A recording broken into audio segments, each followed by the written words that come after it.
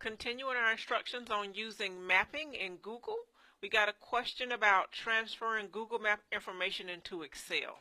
We'll go to mymaps.google.com and let's create a new map, and let's search for pet stores in San Antonio. And now we'll add each one of these to our layer. I'll just click the plus sign on each one of them. And we'll click this menu button at the top and click Export to KML. And then we'll check this box, Export to a KML instead of a KMZ. And we'll click Download. And this is going to our Downloads folder. We can see it downloading here. We find the file, untitled map.kml.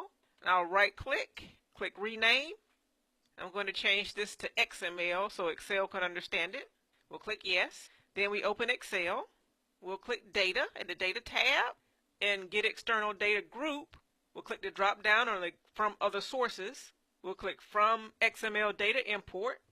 We'll go to the Downloads folder where we saved the file. Click on the file and click Open. We'll click OK. Click Existing Worksheet, and this is where we want it to start pasting the data, which is here, A1. We'll click OK. Unfortunately, it does not show phone numbers, which I think was in the question that I had, but here are the pet stores, and that is all the information. Another option is to do a simple copy paste, and for that, instead of my maps, we'll go to maps.google.com, and once again we'll type a search item, pet stores in San Antonio.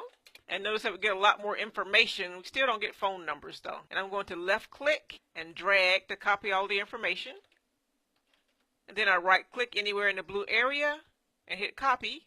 Then I'll open Excel and I'll click Control V to paste, or right click and hit paste.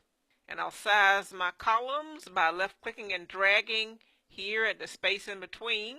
And here we have information on each pet shop. We have the rating and we have the location, but we don't have phone number.